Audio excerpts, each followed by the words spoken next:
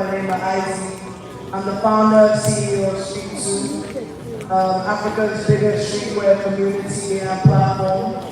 I started SOUK 9 years ago now because I believe that African streetwear deserves to be globally recognized. I believe that we have so much talent It was muted and since the rest of the world wants to see muted it. since the interview. I'm so blessed and happy to be here. I came here last year with my friend Sean, and I told you guys I was going to be back, so I'm very grateful to be able to actually fulfill the promise I said, and shout out to you guys. Oh my god.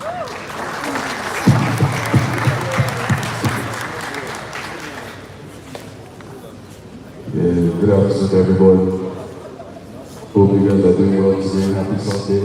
May God bless you. My name is TZ, Tenny Zacchaeus, the co-founder of Nitty and the partner at SOUK, among other things.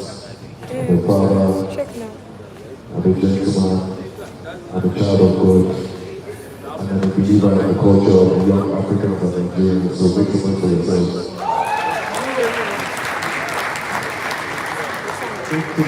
But our first question of the day would be, for both of you now, what was your real entry point to the scene? For me, it's a very important to the same. You just leave It's one of those situations where a lot of people don't actually know that it's like one and only same mother, same father, we grew up in the same house. So growing up, obviously he was an artist, I guess he's still an artist, once an artist, always an artist, but PRB was, pumping there, and I was selling tickets, I was doing everything from logistics to marketing. Bear in mind, I was 11 years old, by the way. So that was when it all started for me. I didn't know where the journey was going to take me, but I knew I liked music, I liked being around artists, and I liked looking fly. For as long as I can remember, my brother was always the coolest person I knew. He always had the nicest shoes, the nicest clothes. So I was like, okay, when I'm older, I want to dress like this, I want to look like this. So that was my entry point into the scene. And obviously through him, I got into a lot of like music videos and culture and magazines and stuff like that. And that's where it all started. And 9 years old, actually, 15 years later, I was sitting right here, 15.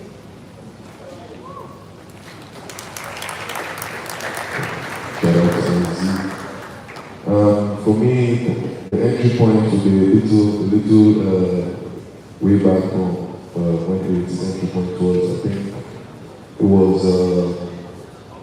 like the early 2000s, the late 90s, just seeing the growth of, I'm an old guy, seeing the growth of like Afrobeats on a global scale, and just growing up during that time. Our mother was actually into event planning. So she used to do a lot of events, and the first time they did a This Day concert in Nigeria, I think that was the first time Rihanna, John Legend, Puff Daddy, Jay-Z, Beyonce, they all came to Nigeria to do a show for This Day. And you guys are too young to even know this happened. And our mother actually worked as one of the event organizers of the show. And that was the first time I saw an international artist performing on stage. And when I saw that, I think it gave me the feeling of like, this thing is possible. And that was just from an opportunity of my mother working at an event that she was able to take her children or take her child to just go and see what she does for work. And when we saw that, I was like, wow, one day hopefully I'll be able to be on stage or have my own festival or have my own show and stuff like that. So that was for music. But in fashion, that came a bit later down the line. Always had a passion for creativity, music, fashion, but the passion really came when Ireti established SOUK, because now gave me the opportunity, like how I always give her the opportunity to have a creative outlook in the music industry. Once SOUK started, it gave me the opportunity to have a creative outlook in the fashion space. Because as you all know, those things are intertwined as a creative. You want to be able to be multifaceted and dabble in all industries. And we're just lucky that both disciplines were able to intertwine for us to be successful. So more like you guys do from yourself. Yeah. And then I see drop everybody here, but you guys are like quiet siblings that we was. You guys don't know, but me I know. Okay. Prince Oloja, homecoming X Nike Air Max and 7. Right there. So, like, I think, see that I siblings from just on the slide. So next up we have, at what point did we really click that this would be a career path? It stopped being okay, something you enjoy doing on the side. Think, okay, this is my career path. I want this. Honestly, for me, I think it was the 2020 Street Suit. So that was the year that we had the Off-White collaboration. That was the year David came into Street Suit. That was the year Zlatan came, and all this like really big artists really gave us that major co-sign and don't pay for, didn't even ask any of them. They kind of just heard this thing was happening and decided to pull up. So when that happened, I was kind of like, oh, okay, people are talking about this thing. You know, we did it the first time when I was 18. I didn't had an idea of what I was doing. My own life, like, oh, this and this was what I wanted to do at this time.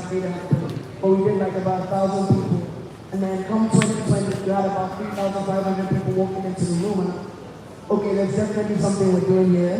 This is a great foundation of building this infrastructure that I see in like the creative wear industry in Nigeria. So I'll say 2020 was my turning point. Can you repeat the question, please? Okay, I said, at what point did you click to that, oh, this is my career path? For me, when it hit was, I guess the first time I recorded music in secondary school, and funny enough, me and my guys in JRB recorded a song, and the song was going viral in school. Then, you know how school is now, the teachers now hear that, oh, these boys are making music, so they called us to the principal's office. When they called us to the principal's office, because obviously, you know, music, we are saying one or two things, so we thought, everybody is getting suspended today. But the principal was like, oh, this thing that you guys are doing, don't do it again, but it's very good. When you finish school, you should continue this. And I think that was the first moment that maybe someone outside of our friendship group or someone that was our age who we saw as a disciplinarian or strict person told us that, because this thing you're doing has potential, so keep on pushing. So I think that was the turning point was, that and then when we felt that someone that's not sitting in the house with you or making the music with you is acknowledging what you can do. Okay. Now let me flip the question. Was there any moment where you guys almost stopped, you almost gave up, and then picked your roles, worked out, what then kept you? Unlike the as an entrepreneur, I feel like that's every 2 to 3 working days. Every other day I wake up and I'm like, why me, why am I doing this? But every other day that isn't those days, I'm like, I'm grateful to God I'm in this position. I'm grateful to God that I'm able to create something that I genuinely love, I genuinely believe in, and I'm actually able to help people as well. So yeah. Yeah, the old elements in your career that give you that feeling of self-doubt or imposter syndrome. I can pinpoint a few moments that happened that I guess, even the rest of the world experience that pain and that embarrassment with us. When stuff happened at native land, those moments where you're trying to do something for the culture and, it has an effect, a negative effect on the people that you're putting stuff on for. In those moments definitely make you second guess, like, why am I doing this? Why is this a choice? Why am I not just a banker or a lawyer, just doing next 5 minding my own business, you understand? But I think what you always realize is that through every downfall, on the other side, there's going to be joy. Through every pain, through every struggle, on the other side, there's going to be a learning. In every loss, you're going to learn something. So you can never really take an L. And I think that's something that you learn with consistency and just continual growth. So, yeah. I think I found a new mantra. You can never really take an L. That's my new life goal.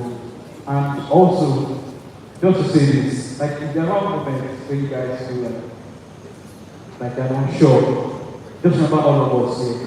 Like we I really should laugh up going. Because I feel like if we impacted all of us here, that's why I will hear this and speak to you because we want to do more. And my next question, I think I'm very intrigued about freaking answers. Like a lot of people here are not talented.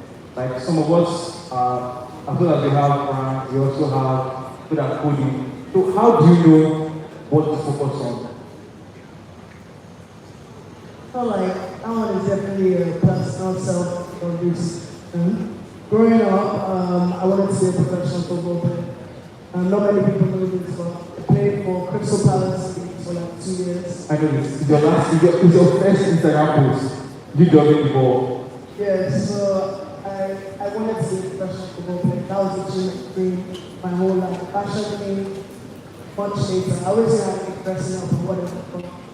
But, I feel when you're really like self-aware and in tune with yourself, it gets to certain moments where you start looking around and seeing what you're doing, seeing what you're good at, and you're like, okay, I think I'm best at this, so it makes sense for me to do this. A lot of people definitely a firm believer of jack of all trades, master of which basically is being decent. I'd rather be excellent at one thing than to be mediocre. But that's just me personally. But I feel like when you're young, you should definitely explore your creativity in as many different forms as you can. For saying this, I did it the day before, photographer before. This was about 15, 16, 17. I don't think the only thing I haven't done properly was make music. I felt like we had one musician in the house, we didn't need another one. But I mean, there are 1 or 2 records out there, and I pray to God that nobody in my hands and stuff. But yeah, you just have to really key in with yourself and just know what it is that you're actually gonna go for it. Yeah, second one you already said, it's definitely down to self-awareness because nobody knows you more than you understand? Like being able to sit down in a room and identify your strengths and weaknesses.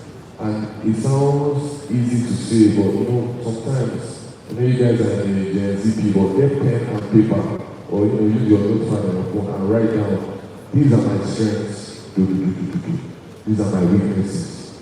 Then from there, nobody has to tell you what you're good at and what you're bad at. You can see that, okay, I want to be a singer like Davido, but in reality, my core talent is in designing merchandise.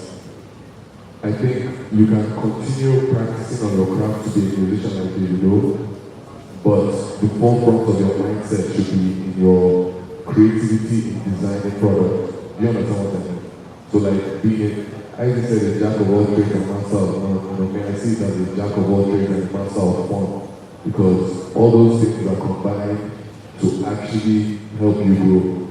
The quicker you identify the things that you don't want to do in a creative space anymore, you can put them to the back seat.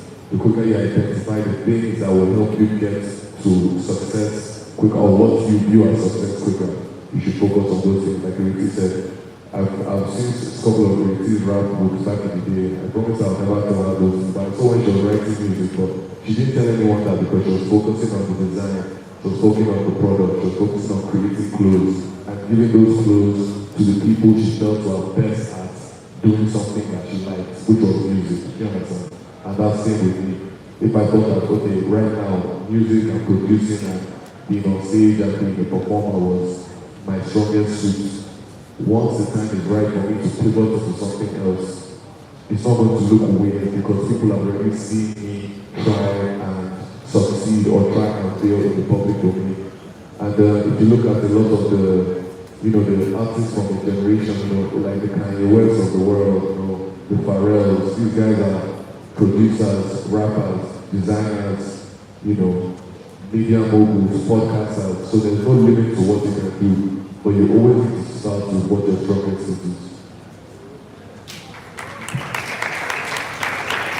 So at that point, I think for myself, up to me and you, can you please see some creative records? Like I would say, just for me and my SoundCloud, let me just pop it into my room. Look, I I actually saw the raps in the rap book. I didn't hear them. I saw what That you don't want to hear the teaching. Yes! Go ahead, it's time for that. So then I want to ask, for people like us nowadays, you said you're old. That's you see you as a young fly guy. Do you advise us to explore everything or to just reach down into one? Yeah, so back again, like I said, I'm into exploring, I'm an explorer, I'm an experimenter. I'm not scared to fail, I'm not scared to try, and I'm not scared to succeed. You know, I think some people are scared of the unknown. Oh, what will people think? Oh, will my friends like it? You know, all those things really matter in today's day because of social media and the pressure of like success being equated to how many likes you get or how many retweets you get or how many shares you get. But the reality is that those things don't actually matter.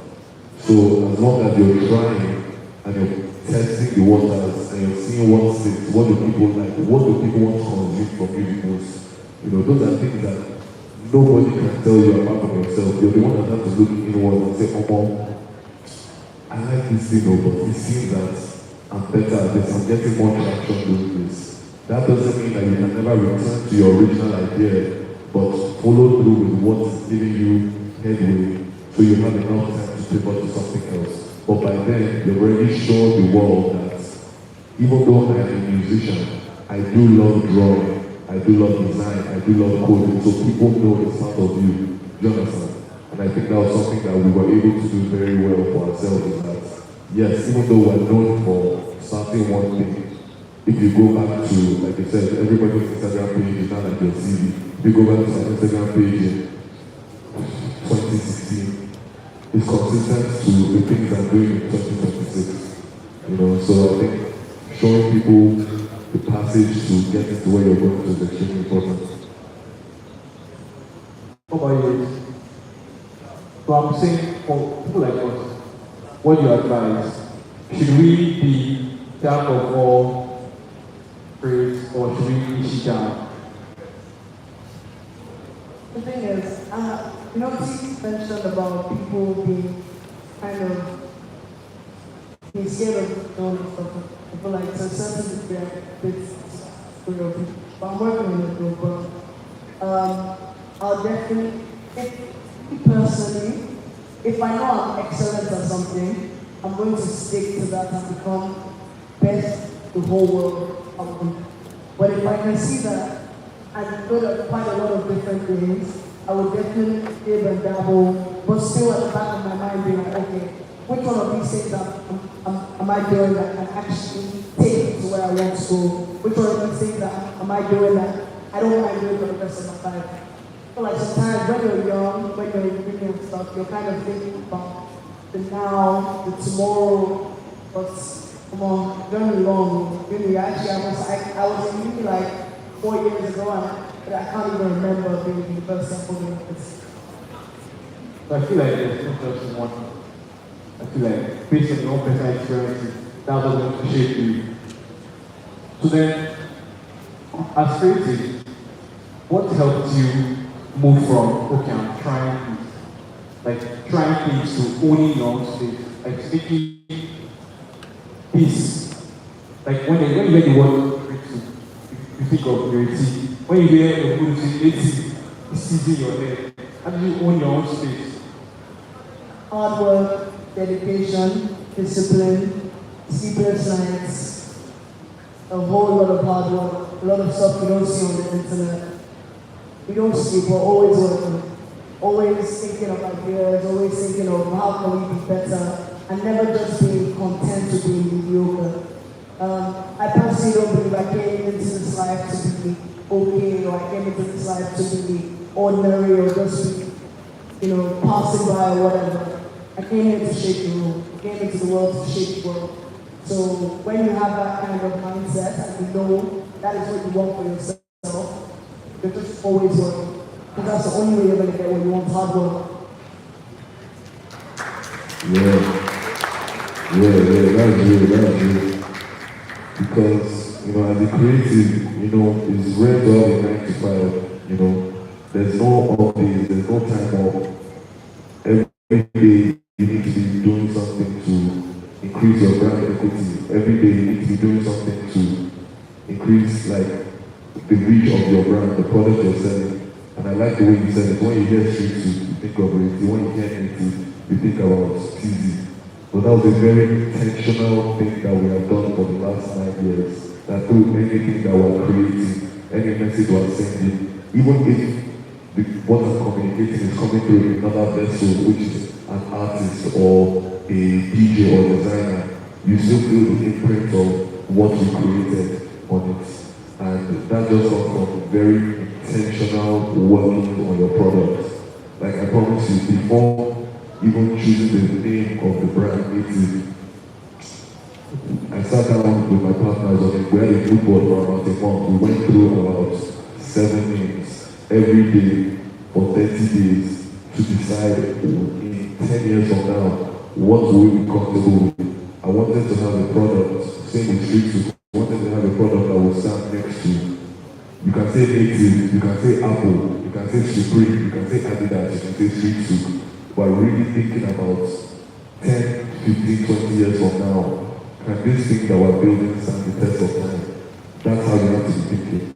I think now the way the world works, everybody's looking for instant gratification. You know, that instant dopamine fix of that likes right now, that 1,000 likes, that 2,000 retweets. It's not about that, I swear. Guy, when we get to 2,000, 10,000 likes for years, you know you change everything. The reality is that the work you put in over the long period of time is what is going to take you to the next level. I feel like don't be complacent. That's very true. And then think about longevity. Like, I agree with you. Now, I've been able to collect very quickly. But if you think for that, oh, let me make this farm design and get like 100 pounds done. But like, think about the long run.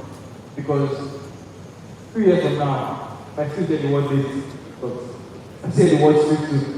See this I know, I'm thinking of creativity. And that's what we should think about. So next, I also want to ask, how has streetwear culture influenced your work and your identity? I mean, if not for streetwear, I won't here. I eat, breathe, sleep, live, love street. It's been like this for as long as I can remember. I literally remember being in school, rushing, telling my teachers I'm ill, that I need to go and do this just so I could win care online.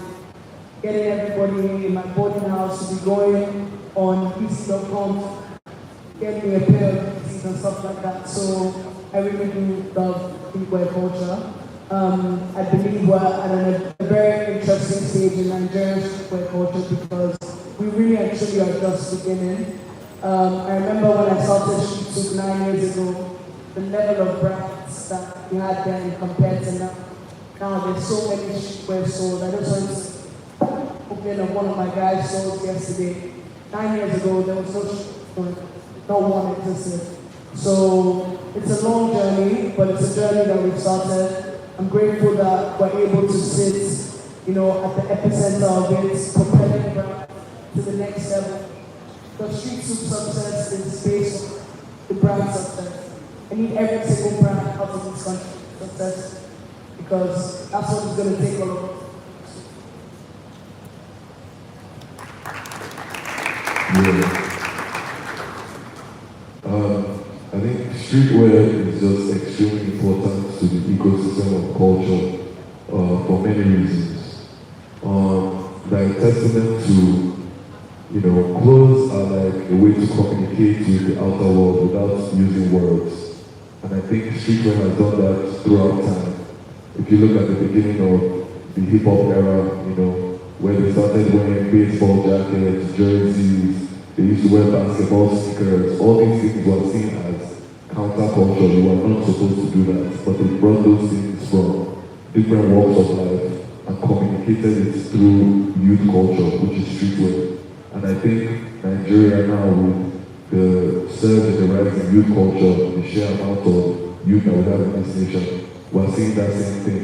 I think it's obvious right now on the global scale that Nigerians are obviously some of the most influential people in culture across fashion, music, sports, film. You know, whether it's from Nigerians from at home, you know, like the people who grew up here, like the Mawalolas and the slums, or Nigerians in diaspora, whether it's Anthony Joshua or down to Idris. I think being Nigerian right now is like, it's such a cool statement because people respect the work that the culture has done over the last 20 years. And I think it's very important to utilize that as a platform to catapult yourself to the forefront of culture, because it's not always going to be like this. Nigeria is not always going to be the hotbed. When I was you guys age, when I was in university, it was LA and New York. That's when ASAP Mob was coming out. That's when Tyler the Creator was popping. Before that, it was the Japanese culture with anime and all that kind of stuff. After that, it was London. You know, now by coincidence, it just happens to be Lagos. It happens to be Nigeria. So I think now gives an opportunity for us to really try our best to see how quickly you can scale whatever it is you're working on. It's going to take a long time, but now that the eyeballs are on Nigeria, now that Nigeria is in the lead of everything, this is the perfect time for us to capitalize. Streetwear is now one of those tools, along with the music, along with the sports, that is capitalizing on the success of the Nigerian within culture right now. So the importance of streetwear is paramount to everything that we do. But I think all of us say, we got founders, the creators, not the creators, like people shape the thought that we pass through streetwear. So now from your point of view, because people are both, like are watching down, like guiding us, do you think streetwear is being built properly and monetized? Like, how do you see it? Tricky one. I think half and half. I do believe there are a lot of people within the ecosystem that are really doing it right. They really are trying. They really are building a community. They really are serving the community. They're building a cult following, you know, and that's the one thing the Supremes and the Cortezes of the world were able to do. So big shout out to Bola PFC. I mean, when I think of it, building a community in that sense, definitely the first thing that comes to my mind. So I think we're moving in the right direction. But the one thing I want to keep telling people is, there's only one Bola PFC. Because he's doing something right, does not mean you need to know exactly what he's going to do, what you want to do. You can get the fundamentals of what he's doing. Like, okay, he's building a community. He only rocks his stuff or his friends' stuff. Like, see how he's doing it, but don't think, okay, let me make this same photo with this same color, with this same. It doesn't work like that. Still need to have your own sense of flair, your own sense of originality. But 100%, I feel like we're definitely building in the right direction. There are no rules to this. So there's no rule. What we're doing has never been done before where we're from. So we have a unique opportunity to literally do it however we like, as long as we're making a real impact. And you know, the guys and girls are own brands here. This shouldn't just be always my uni hustle. That's what I'm selling clothes. If that's how you're thinking about clothes or fashion, you're wasting your time, because before you really start making bread, the ones have lost a lot of money, a lot of shipments that have gone left, a lot of customs that have hit with all sorts of prices and stuff like that. So you really need to love this stuff and understand that, once again, it's a long game. This is not a quick bag. Okay. I'll just say question.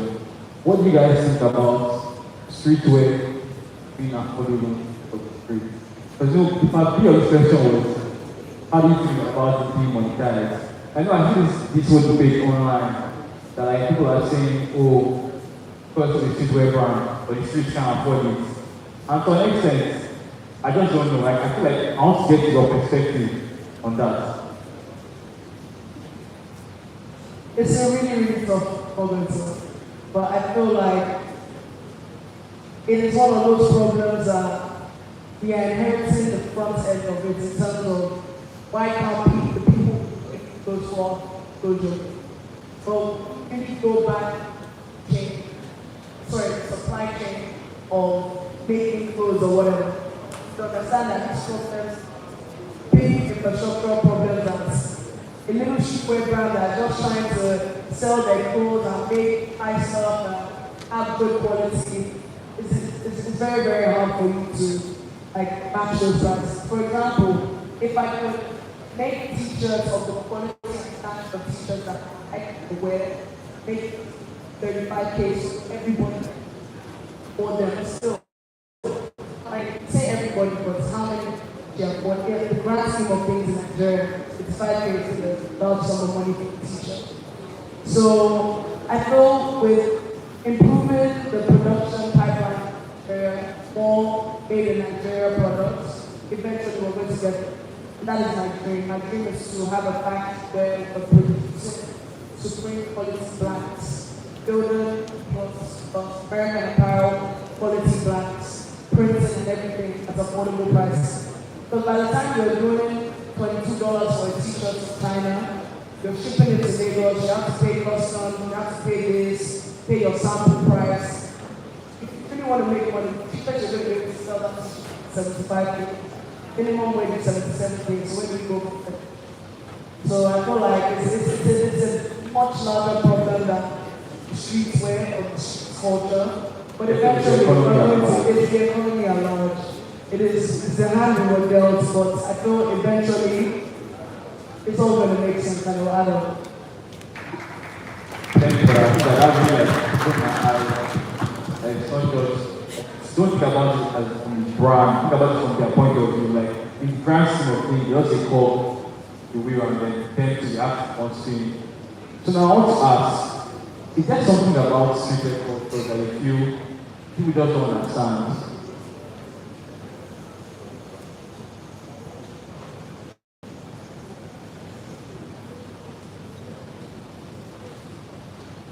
There's one thing that I think people are starting to understand more is the streetwear culture is also heavily based on community building.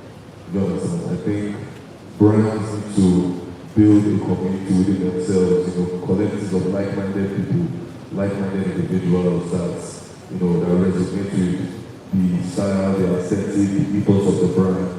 There's one thing, everybody can make a t-shirt and say I started a brand today. How many people fuck with the t-shirt? How many people want to wear it with you? Do you have creatives involved? Are your designers part of the ecosystem? Do you have influencers who organically wear it? Do you have skaters, athletes, rappers, singers that want to associate with what you're building? That's building a community intentionally. And I think, some of the main guys that I mentioned have done that very well in the last 24 months, like Ebola, PAC, Waffles and Cream.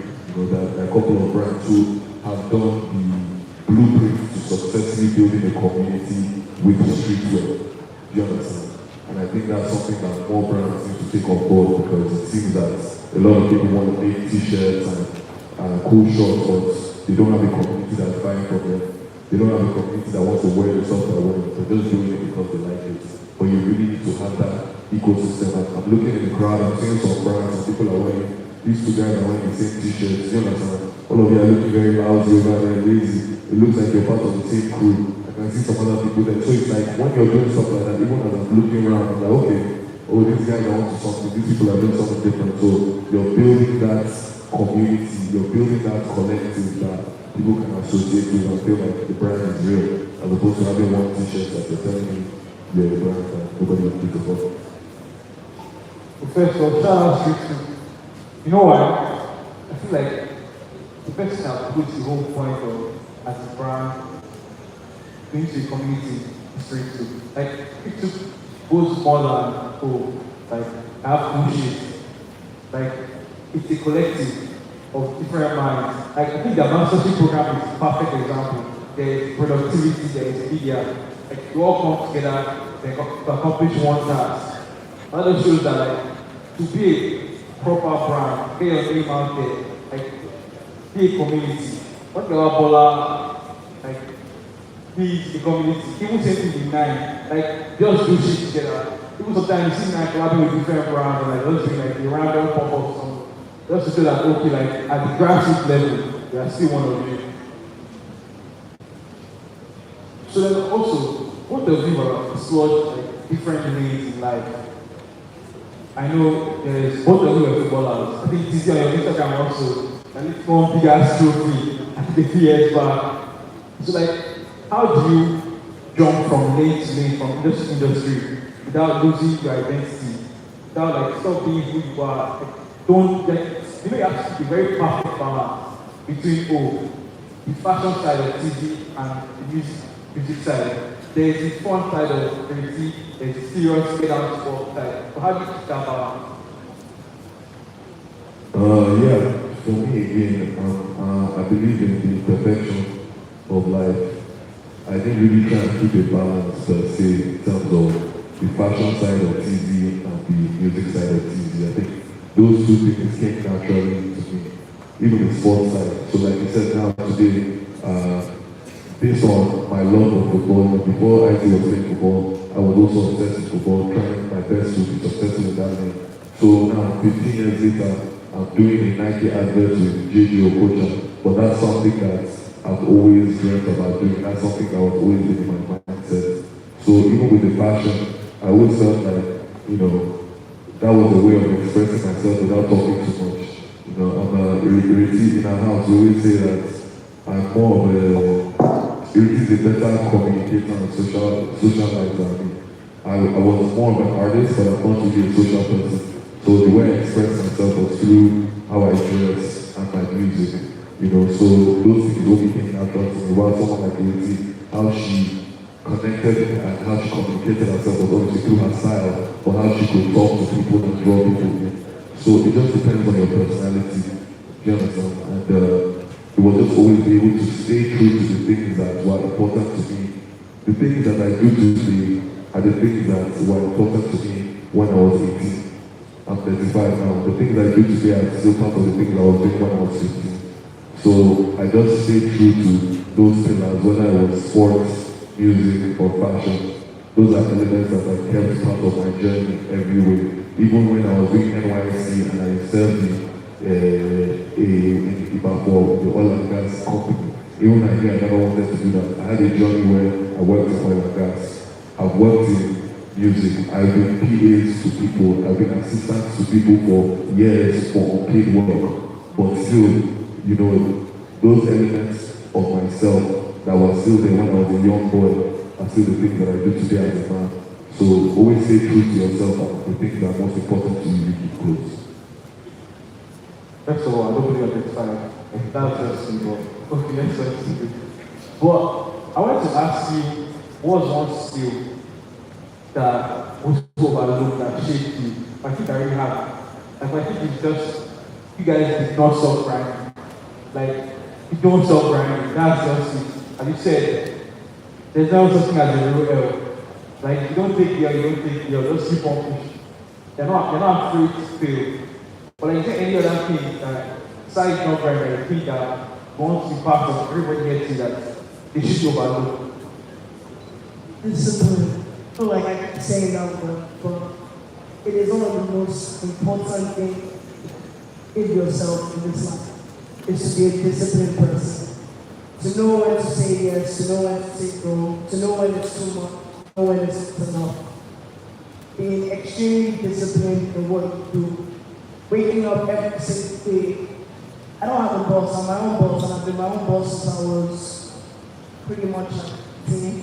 I think I've only ever had one real job and was, you understand what I'm saying? So I had to make a conscious effort every single day to wake up, show up, and do what I needed to do. That team also helping and guiding me with that, because obviously, when you're young and you're late, sometimes it gets blurry, sometimes kind of, I get something to the lifestyle or whatever.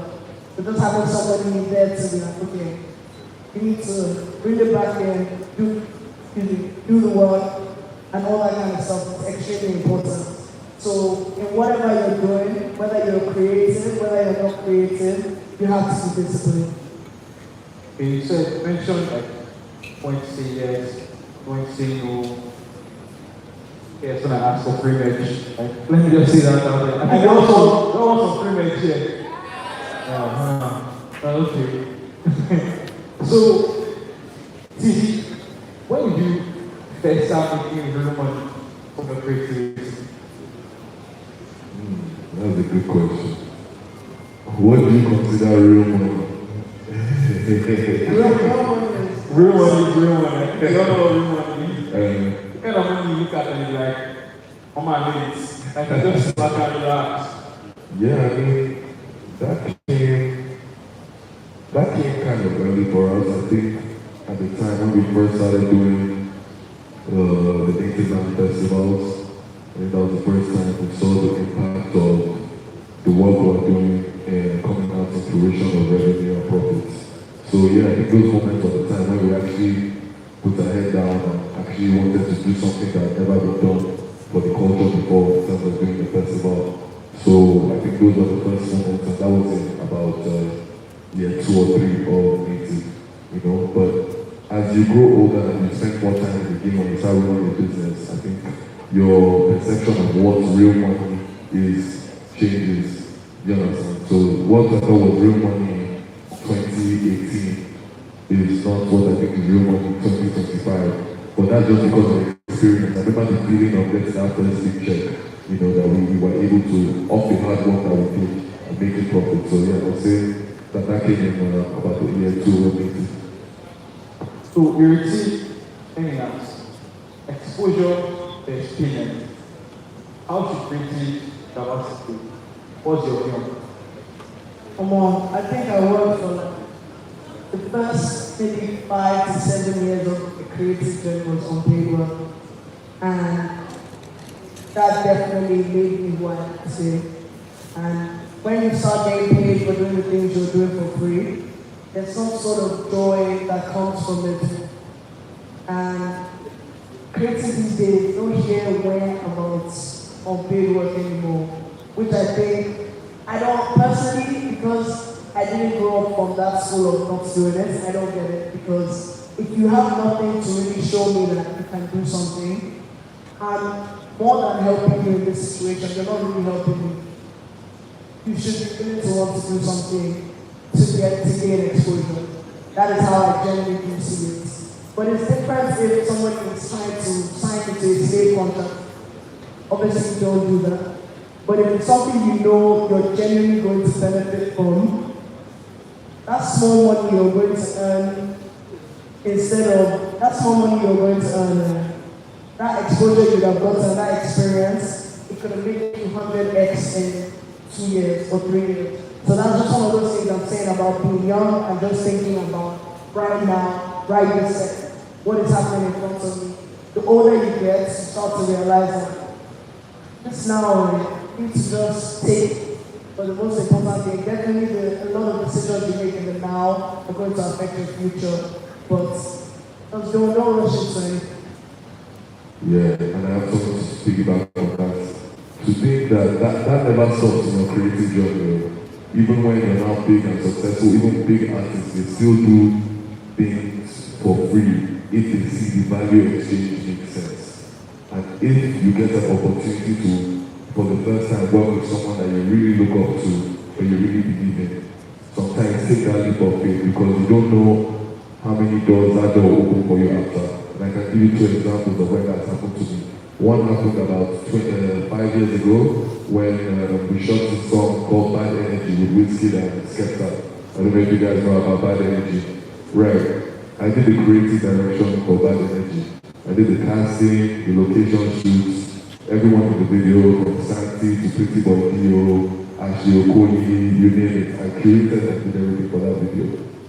I did that because people believed in me to be able to put something together for 2 artists that I looked up to so much, and I thought this was an opportunity of a lifetime. I did that for free.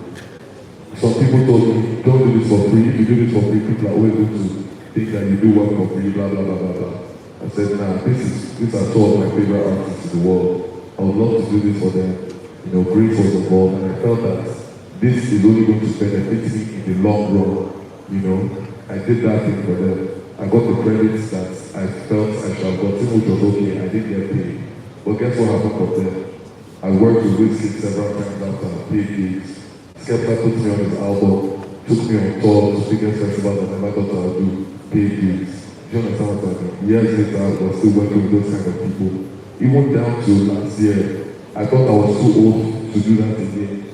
And Dave and Ten had a song called Rainy Dance. And Dave called me, like, Tizi, I'm coming to Nigeria, I need your help. I don't have the bread, blah, blah, blah, blah, blah. And I said, well, boy, you started all this story, how can you come from London, you don't have the bread? But no, I'll do it for you because I understand the value exchange I will get from you. If it was another artist that I did not think had the potential to help me in a way that would benefit me in the long run, I wouldn't have done it. But because it was Dave and Ten, I said, okay, cool, I'll help you sort this thing out. And after that happens, you know, he's doing stuff in Monaco, doing stuff in Greece, he's doing his stuff, and they're asking me to come and support him and get paid to do that work. This is now me as a grown man, or that was me as a 20-something-year-old couple years ago. So I think you just have to weigh up the opportunities, look at the person that you're dealing with, see what value am I going to get out of it, what stage of my career am I at, do I want to get this kind of exchange? So it really comes down to understanding the value proposition exchange. I think from what they know, but me, I know. Back in 2018, you and Dave played on Subway. Yeah. I remember. Back I think it was in pink just yeah. So also, what mistakes you guys made making pricing or valuing your work? Like times past now, compared to now.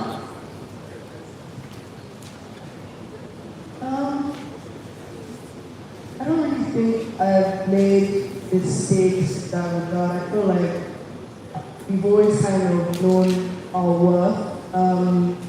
I feel there were certain street suits where I guess there was a global economic, kind of downtime. So we accepted some money from sponsors, and looking back at it now, I would be like, over my dead body, if I ever accept that kind of money again.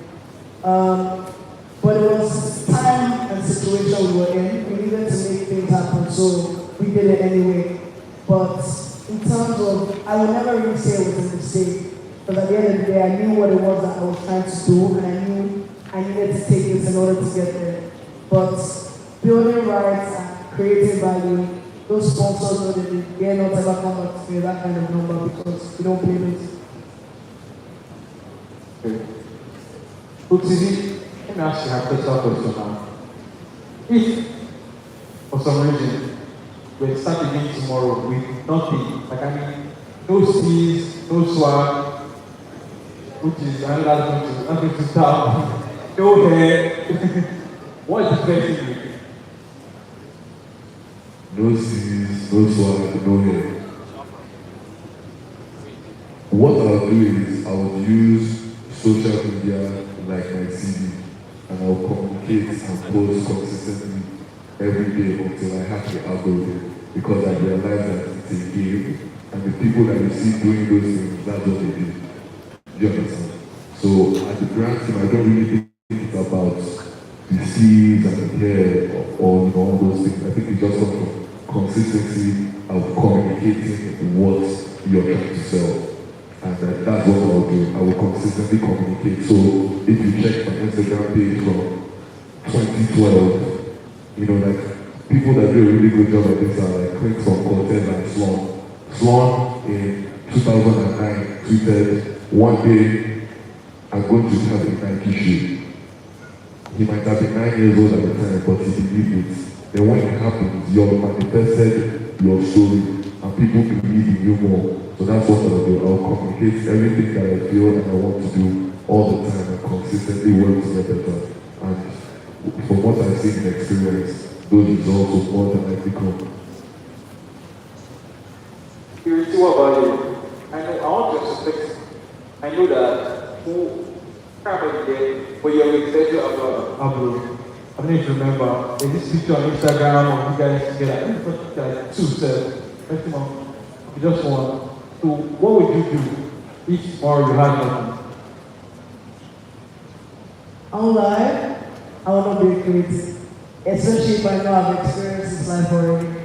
I would definitely move into the banker, oil, anything else, because this journey is only music? Like, let's say, Nah, definitely no.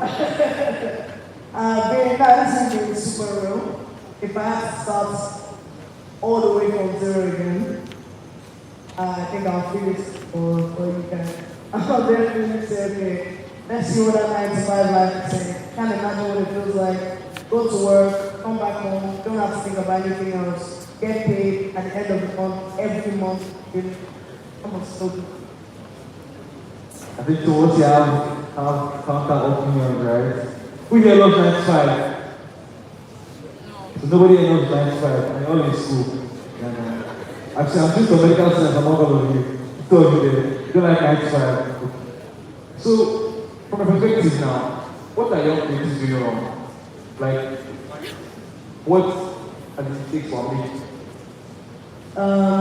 People are trying to be like other people too much. You're really trying to bite off what someone else has done. Like I said, because it worked for this person doesn't mean it's going to work for you. You cannot be the exact same as someone, especially someone who is, I guess, popping right now. If it's a situation of, okay, you studied the game and you saw what happened 20, 25 years ago, and you want to be the reincarnation of that or something like that, but you're going to bring it to fit this current time and place, then you're going to shake the room, you're going to do something crazy. And I feel like that's one thing Prince did with Cortez that the Bible did with Spring 30 odd years ago. But because from two very different generations, if you're not a real student of the game, you might not be able to peep like, oh, building the community, attachment to this, there's a playbook, but not really a playbook about it, and some people are just saying it the right way. But to be seeing one of your peers going crazy and popping up right now, and you're literally just trying to dub everything they're doing, every move they're doing, you have it all wrong. That's not the way to do it at all. So, Tizi, from with music perspective now, what are young musical creatives doing wrong? I think a lot of people are just looking for that quick hit. You know, they're chasing that quick success. And I just think that the entertainment industry is very fickle. So as quickly as you enter, as quickly as you might leave. So I think, you know, just actually doing research, you know, studying the game the field that you want to be in, like learning from people's mistakes, really understanding what you're getting into, reading about contracts, how it works, you know, it's getting boring and it's tiring. Now everybody signs this shit record deals like, okay, cool, if deals are so shit, do music, or go and read and research about it so you don't find yourself in the same position that your forefathers have been complaining about. So I think it's people actually doing research about shit they care about. I feel like a lot of surface level thoughts is happening in the creative space or the music space. There's not enough deep diving. And you know, the more you now see the people who are successful, they might seem like they're airheaded or irresponsible or they talk too much or they have bad mind, but all the successful artists have one thing in common. They really, really work hard to get where they have to be. Even the ones that you see that the first time you saw them pop out, you felt like that was the first time they ever did anything. Someone like Odu. The people thought when he came to Native was like a lot of people heard it for the first time. Someone like that, he already had 3 albums before he signed his first deal. So making music was not the hard part for him. It was marketing his music. You know, understand? And that's what you find out with a lot of the successful talents. In Marvel, you know, who's in you guys' generation, the same thing. A lot of music was made before the success came. So now, you're matching up your marketing with the music. The music is already there. Now you're understanding your marketing strategy for scaling. Yeah, so I just think people need to do way more research and study these things before you jump into it. I think that was very, very insightful. Perhaps ask, what do you think gets you noticed today? Talent, consistency, or connections? I mean, like, nepotism can get you anywhere, but will it get you anywhere long term? So which you advise? Has to be the perfect mix of all. I mean, connections, definitely. the most important one, if I'm being very honest. Because if you have all the connections in the world, but you're not hardworking and you have no talent, you're going to get into those rooms where you're going to drown because you don't deserve to be there. So if you're extremely hardworking, I think hard work and discipline trumps talent every single time. Because you might be the most talented person, the most talented player, but if you're not willing to wake up every day and train, you're not willing to wake up every day, go to the studio, you're not willing to wake up every day and grind until you become the best, you're just going to be that guy that cannot be the best, or that girl that cannot be the best. So to find that perfect balance of hard work being number one, talent being second, and if you're blessed and lucky, having those connections, and then the holy trinity of blow one way or the other. Very first, the positive will not get you everywhere. Let's all take that. And I'm going to grab us back, but I feel like what people just saying, perhaps asking me, what does owning your space mean to you guys? Before I ask, how do you own your space? And I want to know, what does that actually mean, own your space, to create that girls easy? What do you guys think as, oh, this guy, okay, let me imagine thinking now, yeah, owning his space and things like that. What would you use? Owning your space means being unapologetic to yourself, being authentic, believing in yourself to a point where it's actually delusional, and yeah, actually just believing in yourself to the point where it's delusional. Waking up every morning saying, I am who I think I am. And wherever room you go into, wherever place you are, not forgetting you are absolutely space. Yeah, and for me, owning your space, similar to what I said, is just honestly being yourself at all times, not being scared to communicate how you truly feel. You know, the rebels and people stand against the masses in the world are the people that make headway. You cannot be a follower, you need to be a leader. And I think it's just very important for you to be able to stand alone with your own thoughts and communicate them. Because nobody, I promise you, nobody cares more than you about your shit. That's the mistake people make. They think, oh, my friends care, oh, they like. Nobody cares about yourself more than you. Don't make that mistake. So every detail, every single thing, be accountable for it. It is your work. It is your life. To you, it is your way out of the ghetto. It's your way out of the school system. It's your way out. So nobody cares more than you. I'm begging you guys to understand that. Every day, if you have a brand, if you're an artist, work on your craft. Every day you are alive. Because you just never know when your opportunity comes. And if you're not ready, you will jones. Okay, I think now that talking so much. At this point, I've just been talking and talking. So I think let me give the crowd. Do you guys have any questions? Let me ask. You guys have questions, I already know. So if you can, or if you ask our guest speakers, please.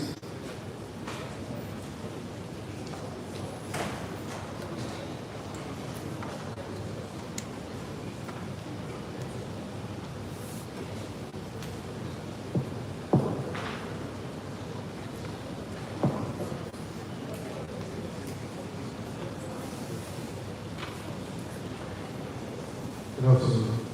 I want to ask, how do we deal with our parents?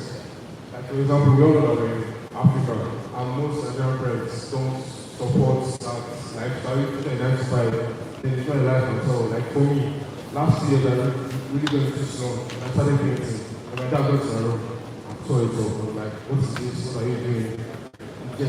I picked up biochemistry, nothing. So, yeah, I was just, not for me, for people that are aside from that kind of lifestyle, what can they do? Thank you. Now that when you have Nigerian parents, just know that you're going to face that from now to like kingdom come. But the truth about it is success. There's one thing that's undeniable in this life, man, and it's just being successful. And that's why when I, realized the kind of life I want to live, who I want to be, what I want to do, I said I have no choice but to be the number one in what I'm doing. I have no choice but to be the best for what I'm doing. I have no choice but to globally recognize for what I'm doing, because at that point, there's nothing my parents are going to tell me. People are coming up to them now saying, oh, your daughter is doing this, your daughter is doing this. But I remember 5 years ago, my dad was like, I sent to school abroad, you have a master's degree, you have an undergraduate degree, and you want to be a teacher. That's literally what he told me. And fast forward 3 years after that, he was stuck in traffic for 3 hours trying to come to my event. At that point, he was like, I think I kind of understand what's going on now. And since then, no one can really say anything as long as they see I'm waking up every day. Because when you say this lifestyle, this being great, I wake up at 7 a.m. every day, I go to the gym, I go to the office, I'm working, calls, I'm working. Most importantly, I'm not just saying, oh, I'm a creative, so I'm going out, I'm chilling, I'm vibing. Don't get me wrong, I go out, I chill, I vibe, but the work very hard. So you just have to strive to be successful. That's the only way out with Nigerian parents. At that point where there's nothing that they're giving to you that you cannot necessarily give yourself or people better give to them, but more often than not, they're going to have no choice but to succumb to whatever that you're doing. Also, sorry, as you're thinking about it, you said, oh, you work out. If you want to get paddle lesson, I think creative are the best teachers out there. Like, consistently paddle ball, just with after now. So I think teachers want to answer. Yeah, no, it's the same thing. Like Nigerian parents, they come from a different background, culturally, creativity, the art is a very respected form of work. You understand? Even as the is saying all this one now, trust me, on a daily basis, she's still receiving hits, even though the work that she's doing is highly successful. But that just comes from a place of, our parents want to challenge us, they want more for us, and they still engage of that creativity is not real work, because half the time, 80% of the creative industry do not go to an office. So it's hard for a generation of people who build wealth or did everything off structure and 9 to 5 and being in an office to see a generation that think they can create that same life or wealth for themselves by doing the polar opposites. So it's really down to you trying your best to find your way out of that situation. And like I said, it doesn't change. When you get older, it will be the same thing. When you have children, it will be the same thing. It's never going to stop, but it's all about how you feel. Can you do it for yourself? Because we're not doing it for our parents. That's one thing that you grow up to realize. When you're an adult, you're not doing it to satisfy your parents. You're doing it to satisfy your own desires. And if they come to terms with the success you made for your own life and you're happy, then kudos to them. But most of the time, that doesn't happen in a fairy tale. But like Rita said, the only examples I've seen where it's changed is success. So I like name dropping and telling people stories because I did these experiences. Like David went to Welcome. I remember when his father came to arrest him when he went for a show after the time he record deal. Just before Dan Duro came out, he was the biggest artist in the country. His father arrested him, told us to stop doing music. You don't understand what I mean? Until the other billionaires in the country were telling him, the Dangotes of the world are telling him, this is your son. He's very good at this music thing, give him a chance. So, what I'm trying to say here is that it doesn't matter like the level of life you come from. Your parents are not going to support you in a creative endeavor. So it's something that you need to know you're willing to take the risk by yourself, and you know that the rewards are going to be for you and not for them.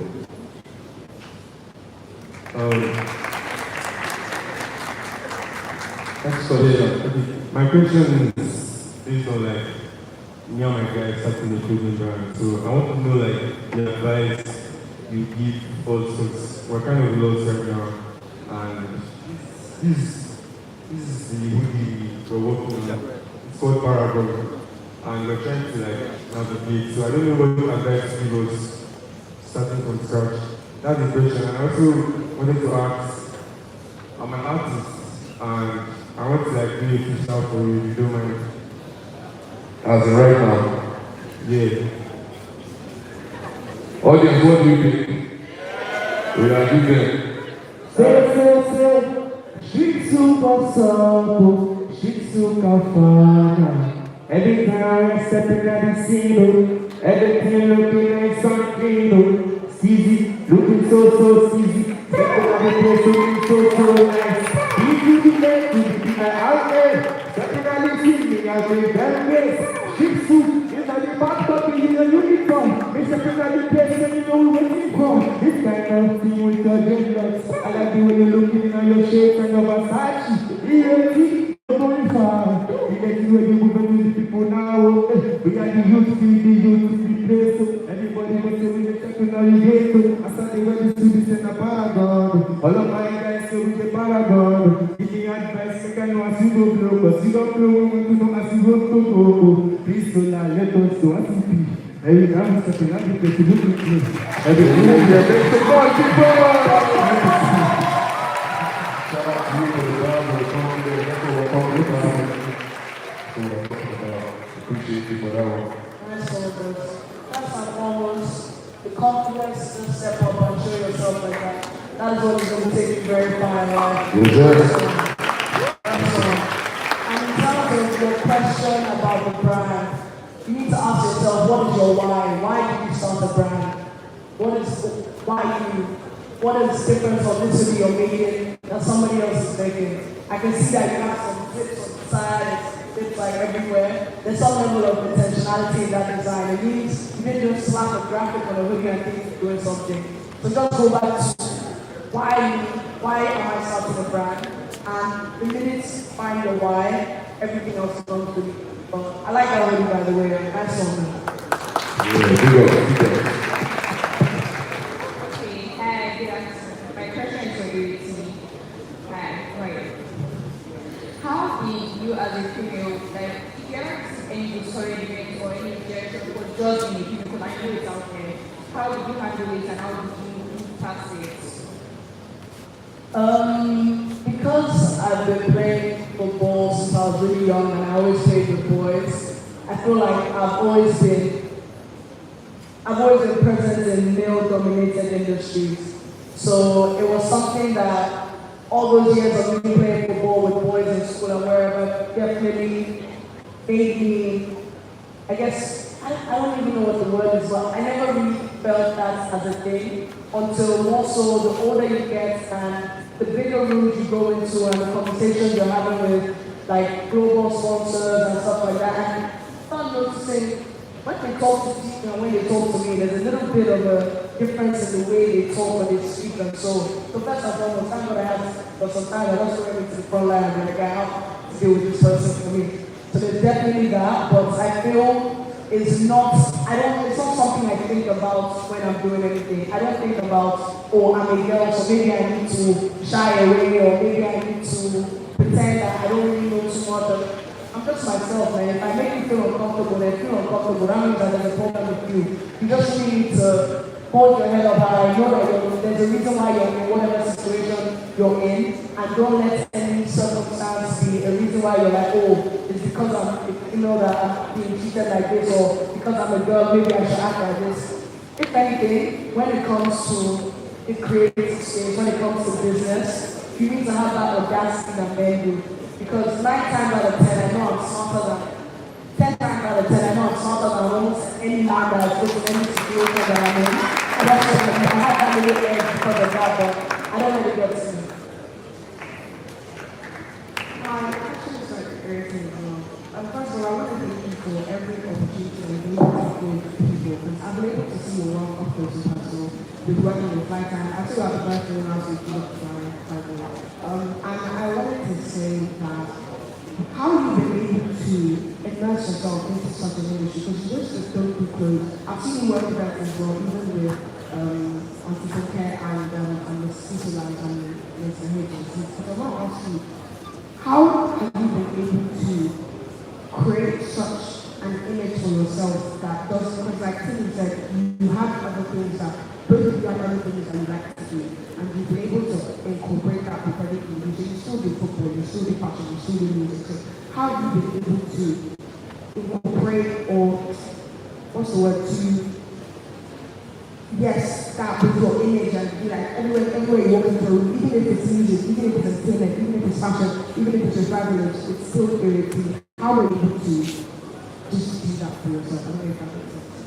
I think it's a skill I learned from TV. It's something that I always used to speak on, which is world building and just building your ecosystem and making sure that everything you're doing is servicing everything else you're doing. So that way, nothing is ever really random. It might be random in the sense of, why are you working with this oil company, for example? But it's like, okay, this oil company is trying to tap into the youth. This oil company is trying to get into renewable energy, and we know that the next generation of students or children are the ones that are going to be able to take it further. Guess what?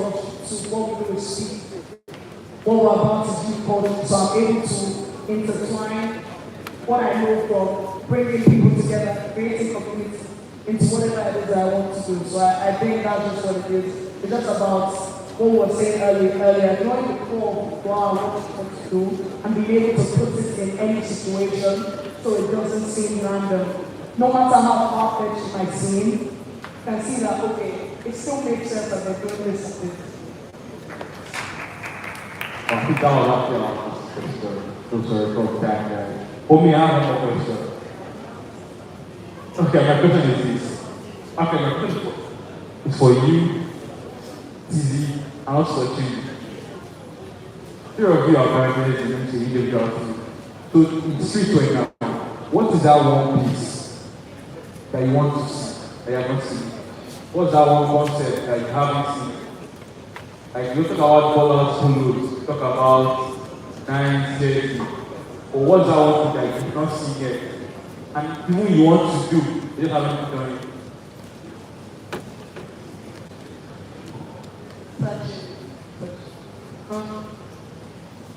I feel like, I don't know, I found it a very interesting phase of the fashion fair. And also plain t-shirts and some cool pants. I don't know, I think people more like pushing the needle and creating and mixing sports with trousers, like Japanese, how you're making things. Just some level of intentionality with making clothes. Like for example, the guy at the back with the hood, the first thing I saw, acid graphic on the front, but the first thing I noticed was the side. That's very violent.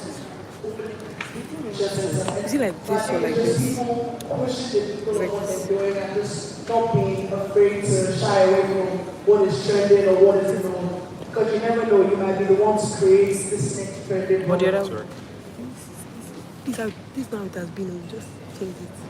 They really do. You know, the one is not watching It's a again. big problem. Just swear. Uh, I think we should just keep it I portrait. think we'd like to see, I think the next 10 year we would like to see like the development of like footwear. You know, let's see what kind of footwear we can do. I think now, you know, there's a lot of t-shirts, it's oversaturated, hoodies, But I've gotten the great. orientation now. I think we definitely want to see what the footwear apparel situation could look like with very Nigeria's Afrocentric designs, Afrocentric fabrics and materials. So yeah, something in footwear for sure. She not watching. No. I mean, just going on to what he said, definitely more people, people who really make slides, symbols, like that, the traditional slides that they use in church, for example, on Sunday, but no one really like mixing patterns like a circle, for instance, or like Chinese brands really make patterns in Nigeria.